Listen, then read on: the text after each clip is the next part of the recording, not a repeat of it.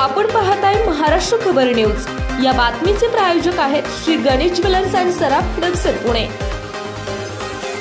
लोकसभा निवडणुकांची तयारी जोरदार सुरू आहे। त्याबरोबरच कोण जिंकून येणार याचे अंदाज बांधणे सुरू आहे। असेच अंदाज बांधल्याप्रकरणी तामिळनाडूत चक्क एका पोपटा विरोधात कारवाई करण्यात आली आहे। वास्तविक कारवाई पोपटाच्या मालकाविरोधात झाली आहे, पण कारणीभूत आहे तो पोपट। या पोपटाचा दोष एवढाच की तो उमेदवारांचं भविष्य सांगत होता। तामिळनाडूतील कोड्डालोर येथे हा प्रकार घडलाय।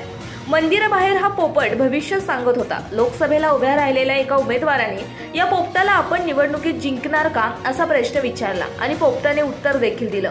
याचा व्हिडिओ काढला आणि तो सोशल मीडियावर व्हायरल देखील झाला आणि त्यानंतरच हा पोपट आणि त्याच्या मालकावर कारवाई करण्यात आली आहे।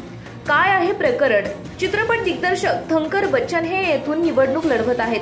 बच्चन हे पीएमके अर्थात पट्टाली मक्कल काची पार्टीचे उमेदवार आहेत। रविवारी ते आपल्या मतदारसंघात प्रचारासाठी लोकांच्या गाठीभेटी घेण्यासाठी फिरत होते। तेथील एका प्रसिद्ध मंदिराला देखील त्यांनी भेट दिली। मंदिराच्या बाहेरच एक ज्योतिषी पिंजऱ्यात पोपट घेऊन बसला होता। समोर ठेवलेल्या कार्डापैकी एखादे कार्ड उचलून तो पोपट समोर आलेल्यांचं भविष्य सांगत होता। बच्चन यांना देखील आपले भविष्य जाणून घ्यायची इच्छा झाली आणि ते देखील त्या पोपटासमोर जाऊन बसले। उमेदवारालाच भविष्य जाणून घ्यायचं आहे म्हटल्यावर पोपटाला पिंजऱ्यातून बाहेर काढले। त्याच्या समोर अनेक कार्ड्स ठेवण्यात आले।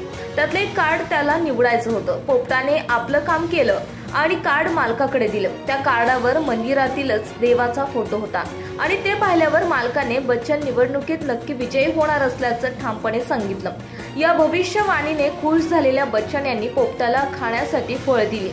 मात्र हा सगळा प्रकार उपस्थितांच्या कॅमेऱ्यात कैद झाला आणि मग सोशल मीडियावर व्हायरल देखील। पोलिसांपर्यंत प्रकरण पोहोचले आणि पोलिसांनी पोपटाला अटक केली।